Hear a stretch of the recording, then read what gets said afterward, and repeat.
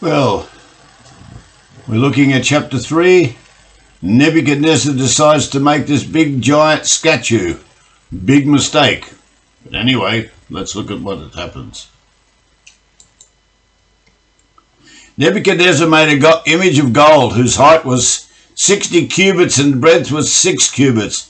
He set it up in the plain of Dura in the province of Babylon. Then Nebuchadnezzar, the king, sent together the princes, the governors and the captains, the judges and the treasurers, the counselors, the sheriffs and all the rulers of the provinces to come to the dedication of the image which Nebuchadnezzar the king had set up. Then the princes, the governors and captains, the judges, the treasurers, the counselors, the sheriffs and all of the rulers of the provinces were gathered together unto the dedication of the image that Nebuchadnezzar had set up, and they stood before the image that Nebuchadnezzar had set up.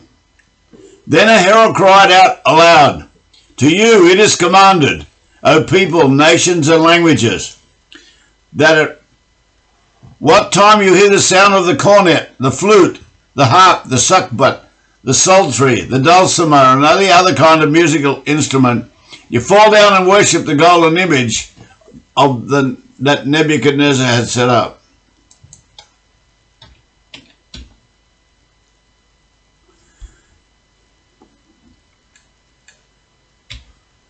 Now, let's go back and have a look at those. The sackbut and the dulcimer. One is an early type of trombone and the other one is an early type of guitar. And whosoever does not fall down and worship, shall that same hour be cast into the midst of a fiery furnace.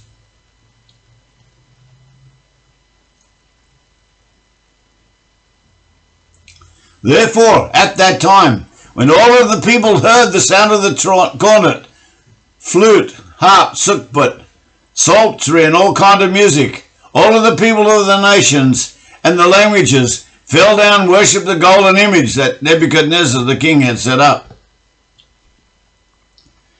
Now that we've read it, let's get some real figures around it. King Nebuchadnezzar made a golden statue 90 foot high and 9 feet wide and set it up in the plain of Dura in the province of Babylon. Then he sent messages to all the princes, governors, captains, judges, treasurers, counselors, sheriffs, and all the rulers of all of the provinces of his empire, that's 127 provinces, to come to the dedication of his statue. Now just think of the amount of gold that had to be used in that. It's 90 feet high and it's 9 feet wide. When they'd all arrived, were standing before the monument, a herald shouted in a very loud voice, "O people of all nations and languages, this is the king's command. When the band starts playing, you are to fall flat on the ground to worship King Nebuchadnezzar's golden statue. Anyone who refuses to obey will immediately be thrown into a flaming furnace." So when the band began to play, everyone, whatever his nation, language or religion, fell to the ground and worshipped the statue. Remember in the previous dream when Nebuchadnezzar saw this giant statue, Daniel explained to him that he was the head of gold. And so it went to his head and he made a whole statue out of gold. Verse 8, "Wherefore at that time certain Chaldeans came near and accused the Jews. They spake and said to the king, O king, live forever. Thou, O king, hast made a decree that every man shall hear at the sound of the cornet, flute, harp, sackbut, psaltery, and dulcimer, and all kind of music, shall fall down to worship the golden image. And whosoever falls not down and worships, that he should be cast into the midst of the fiery furnace." There are certain Jews whom thou hast set over the affairs of the provinces of Babylon, Shadrach, Meshach, and Abednego. These men, O king, have not regarded thee. They serve not thy gods, nor worship the golden image which you have set up. But some jealous officials, looking for an opportunity to remove the Jews from their high position in the empire, went to the king and accused some of the Jews of refusing to worship the statue. And they said to the king, "Your Majesty, you made a law that everyone must fall down and worship the golden statue when the band begins to play, that anyone who refuses to will be thrown into a flaming furnace. But there are some Jews out there, Shadrach, Meshach, and Abednego, whom you have put in charge of Babylonian affairs, who have defied you, refusing to serve your gods and to worship the golden statue that you have set up." These Chaldeans were so jealous of these Jews for being appointed to higher positions in the king's employment than themselves, that they were continually looking for ways to get rid of them permanently. Then Nebuchadnezzar, in a rage and fury, commanded to bring Shadrach, Meshach, and Abednego. Then they brought these men before the king. Nebuchadnezzar spake and said unto them, "Is it true, O Shadrach, Meshach, and Abednego, you do not serve my gods, nor worship the golden image what I have set up? Now if you be ready, that at what time you hear the sound of the cornet, flute, harp, sackbut, psaltery, and dulcimer, and all kinds of music, you fall down and worship the image which I have made, well, but if you worship not, you shall be cast this same hour into the midst of the fiery furnace. And who is that God that shall deliver you out of my hands?" So here, Nebuchadnezzar is even challenging their God to deliver them out of his hands. Shadrach, Meshach, and Abednego answered and said to the king, "O Nebuchadnezzar, we are not careful to answer thee in this matter. If it be so, our God whom we serve is able to deliver us from the burning fiery furnace, and he will deliver us out of thine hand, O king. But if he doesn't, if not, be it known unto you, O king, that we will not serve thy gods, nor worship the golden image which thou hast set up. One way or another, we're not going to worship your idol. We're going to still maintain our obedience to our God." Then Nebuchadnezzar, in a violent rage, ordered Shadrach, Meshach, and Abednego to be brought before him. "Is it true, O Shadrach, Meshach, and Abednego," said, "that you are refusing to serve my gods, or to worship the golden statue that I have set up? I will give you one last chance. When the music plays, if you fall down and worship the statue, all is well. But if you refuse, you'll be thrown into the flaming furnace within the hour. And what God can deliver you out of my hands then?" Shadrach, Meshach, and Abednego replied, "O Nebuchadnezzar, we are not worried about what will happen to us. If we are thrown into the flaming furnace, our God is able to deliver us, and he will deliver us out of your hand, your majesty. But even if he doesn't, please understand, sir, that even then we will never, under any circumstances, serve your gods or worship the golden statue that you have erected." Verse 19. Then Nebuchadnezzar, full of fury, and the form of his visage changed against Shadrach, Meshach, and Abednego.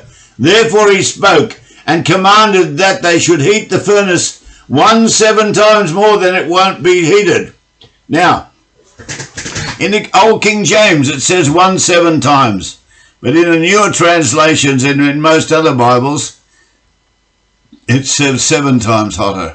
So for all those people who think that the King James version of the Bible is perfect, there is a mistake.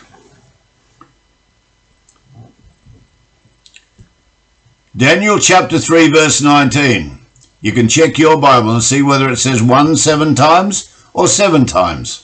And he commanded the most mighty men that were in his army to bind Shadrach, Meshach, and Abednego and cast them into the burning fiery furnace.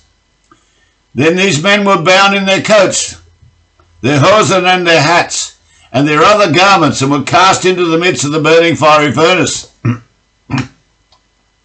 Therefore, because the king's commandment was urgent, and the furnace exceedingly hot, the flame of the fire slew those men that took up Shadrach, Meshach, and Abednego. These men were judged by God Almighty immediately that they did this. And these men, Shadrach, Meshach, and Abednego, fell down, bound into the middle of the fiery furnace. Now Nebuchadnezzar was astonished, and rose up in haste, and spoke, and said unto his counselors, Did we not cast 3 men bound into the midst of the fire? They answered and said unto the king, True, O king. He answers and says, Lo, see 4 men loose, walking in the midst of the fire, and they have no hurt, and the form of the 4th person is like the Son of God. Interesting that he says that, because he worships other gods. How did he know what the Son of God looked like? Then Nebuchadnezzar was filled with fury, and his face became dark with anger at Shadrach, Meshach, and Abednego.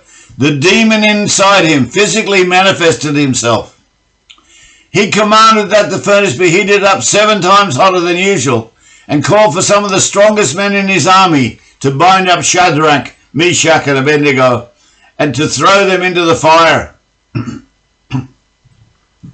So the soldiers bound them tight with strong ropes, and threw them into the furnace, fully clothed, because the king in his anger had commanded that the furnace be heated up 7 times hotter than normal.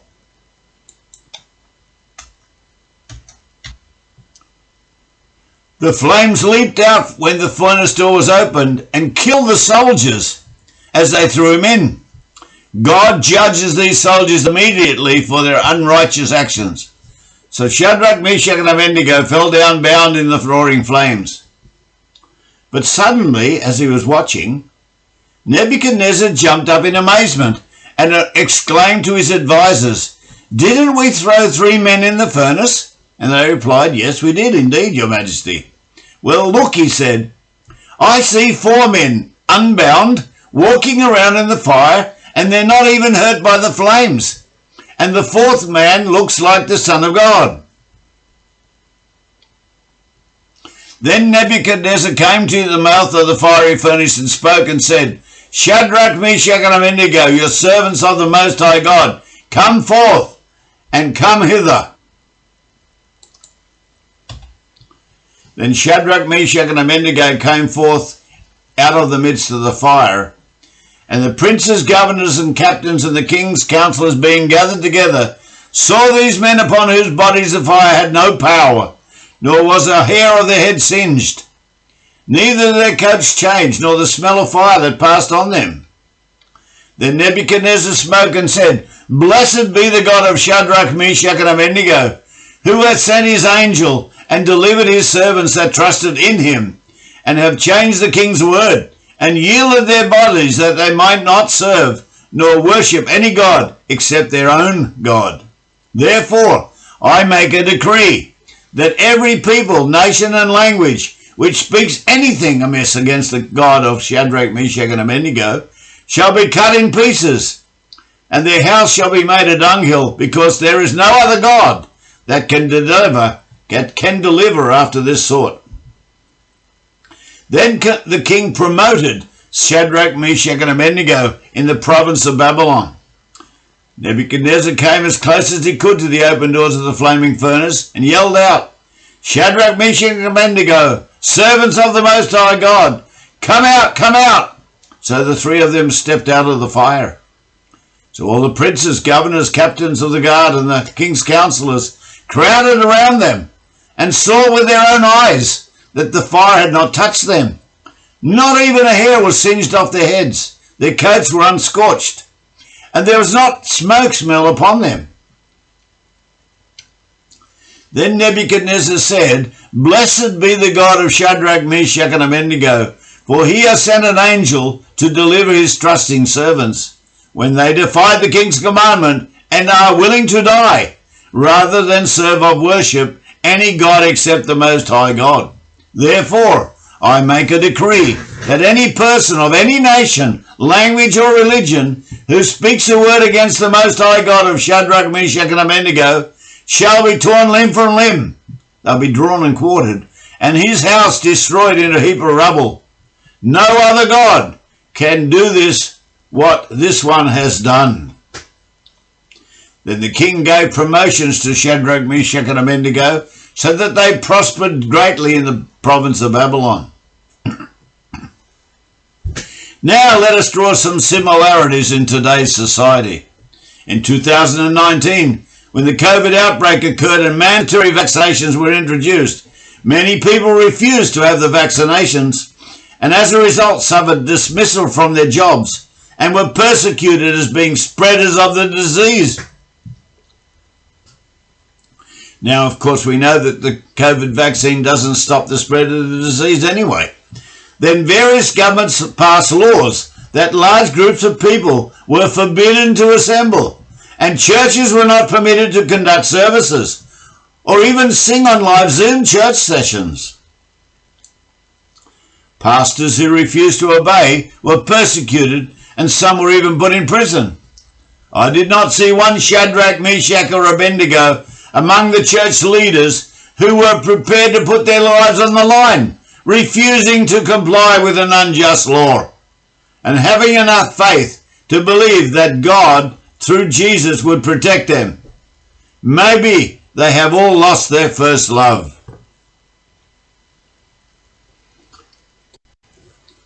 It only takes good men to keep silent, and evil men shall have victory.